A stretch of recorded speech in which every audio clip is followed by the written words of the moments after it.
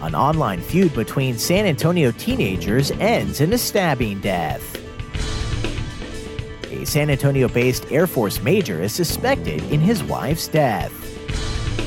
And cold weather continues for Alamo City and surrounding areas. This is your Express Briefing podcast for Monday, March 4th. Subscribe to this and other free content at expressnews.com/podcasts.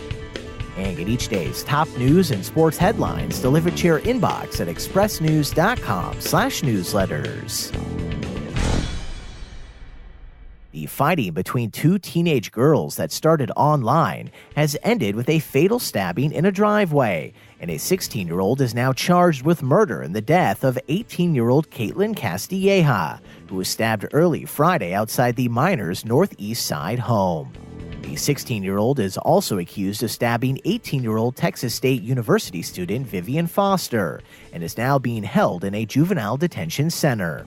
Marie Fernandez is Castilleja's aunt and says the ordeal stems from an ex-boyfriend, calling the attack the result of a love triangle turned violence. Fernandez claims her now deceased niece and the 16-year-old had been exchanging taunts over social media for weeks, with the animosity recently boiling over when Castilleja's ex-boyfriend began dating the younger girl, but then returned to Castilleja. The two victims and the alleged attacker attended Madison High School in the 2016-2017 school year. The two 18-year-olds have graduated while the minor is still a student.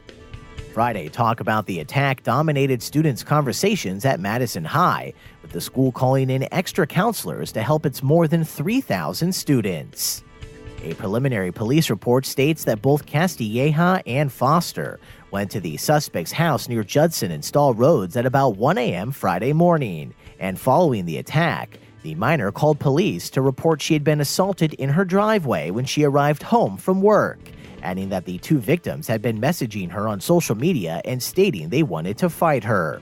The two 18-year-olds both went to Northeast Methodist Hospital, where they told officers they'd been stabbed after jumping a girl at her house. Castilleja was then taken to the San Antonio Military Medical Center, where she was pronounced dead at 2 a.m. Authorities are not identifying the suspect because she is a juvenile, and while the San Antonio Express-News has learned her name, it is not being published due to her age. An Air Force major assigned to a cyber warfare unit at Joint Base San Antonio Lackland is a suspect in the disappearance of his wife. Officials believe the woman is dead, and Sunday charged 40-year-old Andre Sean McDonald in connection with the case on a charge of tampering with or fabricating evidence.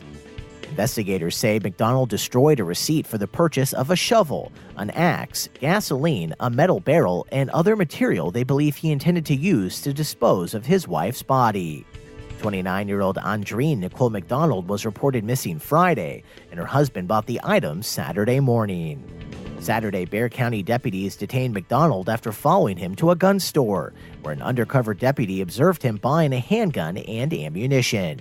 Sunday, a sheriff's office spokesman reported McDonald was receiving a mental evaluation and treatment and was booked into the jail on the tampering charge.